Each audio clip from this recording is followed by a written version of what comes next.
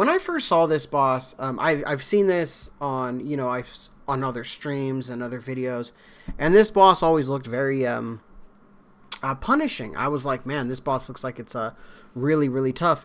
And the more that I did this boss, the more I understood. I feel everybody has a boss that they can do in old school RuneScape and be successful with, no matter what level you are.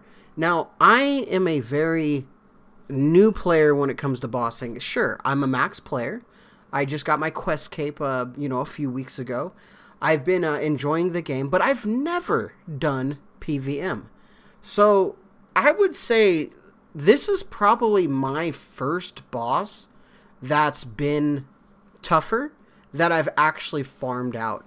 And I've learned quite a bit from this boss.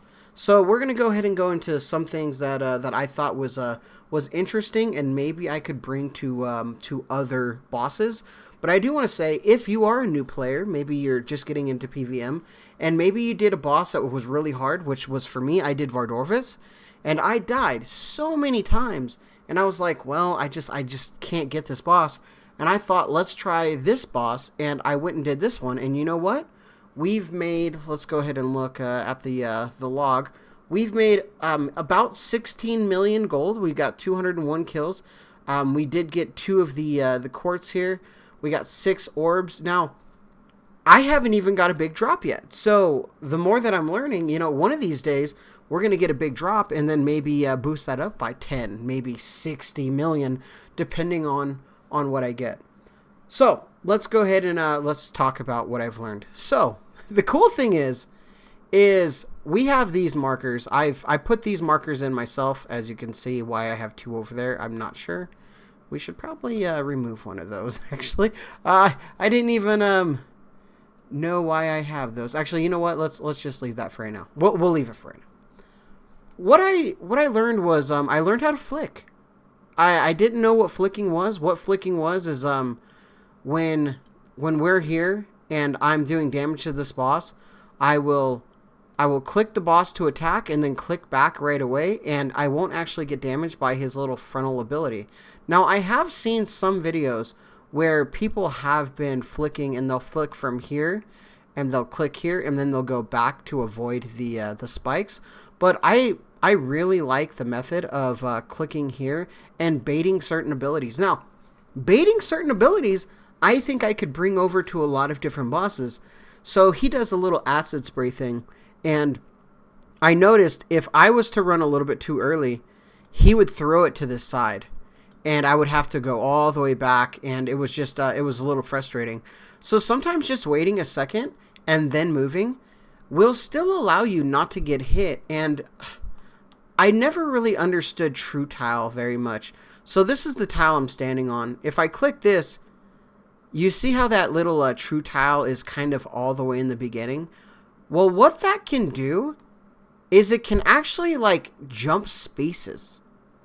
And I've done it with, like, these little, obviously it does it with these red things over here, which is a good example. If we start here and we just click on this, even if a red thing comes right in, I'll be okay and I won't get hit because it's going to gap it each time, and I don't need these yet, actually. Well, screw it. We might as well take them. One other thing. I learned a 3-tick, I guess? Yeah, so, okay, let's get into 3-ticking. I didn't know exactly what it was, but I was trying to do like a timed run, and what you can do is you click on this. Once you get it, you click on that, you click on that, you click on that, you click on that, and then it ticks it, right? So it's like really fast. I guess that's 3-ticking, and I didn't know exactly what that was, but I found out, and hey, guess what? We learned how to 3-tick on a boss. Is that cool? I think it's pretty cool. Another thing too, there's a lot of little speed tricks that I have seen and that I've done trying to get the speed times. Now, I haven't really gone super hard to try to get speed times on this boss yet necessarily. The speed time is like 125, and I just, to get the 40 and like the spam click the boss in my inventory, haven't really got into that. But little things like putting the things in here, and then running over here, and then putting them back, and then running and getting these, it saves you, you know, maybe what, 1 or 2 ticks, something like that. But that's something that definitely adds up, and I felt it was really cool. One other super cool thing too is timing on your hits. So what I learned is when I was over here and it was doing, after it gets into its enrage phase and it gets like 50%, what I was doing is I was running from this side. Once it spit the ooze at me and I baited it, I would run to this side, click that, and I would run all the way over here, and I wouldn't stop. It would hit and then run all the way. And I guess, I don't know why that is, why that does it, but I guess it's just because I have a little bit extra time for a tick or for whatever it is. I just thought it was pretty cool. So what we're going to do is we're going to go ahead and we're going to do one kill while we're here, just to, you know, show you guys a kill real quick. And hey, listen, if I die on this attempt, it is what it is, guys. Okay, it's just the way Looney TNT goes. Sometimes we live, sometimes we die, and it happens. So we're gonna run over here, and as you see, I went through the red a little bit, but because it gaps that, it doesn't even matter. So as long as you start on that front tile, the only tile that really matters is that front and this back. And I only needed 2 mushrooms there, but I'm talking. So the only tiles that you really need is the front one and the back one. But I do try to stop in between so I don't get hit by these. And it does, you know, it does help just to have them marked. So I'll run through here. I'll go through here. I already got the other mushrooms, so we're just going to go ahead and get the we're going to go ahead and mine. And one other thing that I've learned that was really cool, which is just different pieces of gear doing different things. And it's like I said, I've never really tried to PVM, so I never really tried to understand a ton of gear and like what it does and like the helmet that I'm wearing right now. The helmet that I'm wearing right now is actually giving me a better, I think it's a slash bonus, and that's why I'm using the helmet. I was just using the Nezzy Knot helmet, and I was like, well, I guess I don't need it. But because this thing poisons and it gives more slash, I'll actually be able to do more damage, which is, you know, just kind of cool. And I'm also using the Light Bearer. The Light Bearer is a ring that increases your spec. I never really worried about it too much until I started doing this guy, and I would always have like only 1 spec for each run. And then I put that on and I have 2 specs every single time. And I was like, okay, this is cool. But all right, let's go ahead and get into a kill real quick, and maybe we'll get a big drop here, right? Maybe we'll make some millions of gold here. We'll see what happens. All right, so let's pop off here. Let's use this. Actually, let's use that, and then let's spec them up. I'm going to run to the side.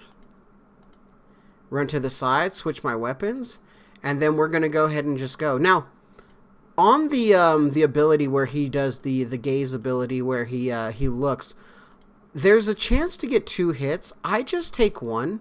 So when he does this, I click here and then go, and then click here and get a second hit. I don't do it before just because I feel it's really risky.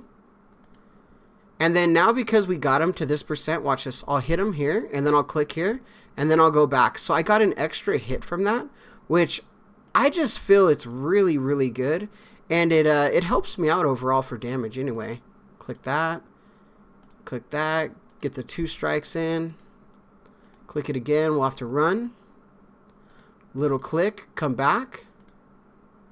Hit again. And then he's pretty much dead here. So that's my kill. So that's how I've been doing it. We got rewarded with 134k right there. I'll take that for sure. But yeah, it's been enjoyable. It's been fun. I've been learning, and I wouldn't say that I'm a a bosser at the moment, but Looney TNT has been upgrading his skill level a little bit, and I feel the Duke has really contributed in that sense. So, last thing I'll say, if you guys are a noob like me, which I'm probably one of the worst PVMers in the game, you can do this boss if you get Desert Treasure 2 done.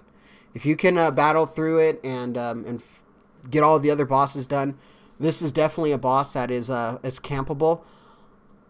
The GP an hour is, for me, hasn't been the greatest, but it's not the worst either. The thing about the drops that I've also learned is what you read on the wiki is not true. And I say that with a grain of salt, right? I know there's a lot of data, and I know it pulls from a lot of different places, but you cannot go off that. The reason you can't go off that is because, unless it's a skilling, like a skilling thing, when you're trying to calculate boss drops, it's very inconsistent. I've killed 202 so far, and I have not got one of the bigger drops. I have got some orbs, but I have not got the bigger drops. And the bigger drops are what is going to contribute into my GP per hour, which I feel is, you just can't trust it. You just can't trust it. You can't trust something that, well, if you kill this for 10 hours and then you divide the GP that you would have make, if you got that one item in 10 hours, you'll be making this much an hour. You might go 20 hours without getting a drop. And then that calculation is just way off. So that's another thing I learned. So, all right, guys. Well, like, favorite, share, subscribe. Thank you guys for watching. If you guys are new to the channel, hit that subscribe button. It's free. Hit that membership. It's not free. But hey, guess what? It helps Looney TNT get some extra pizza. And maybe even buy a Pokemon card here and there. All right, guys. And like always, anything goes good with the Dragon Med.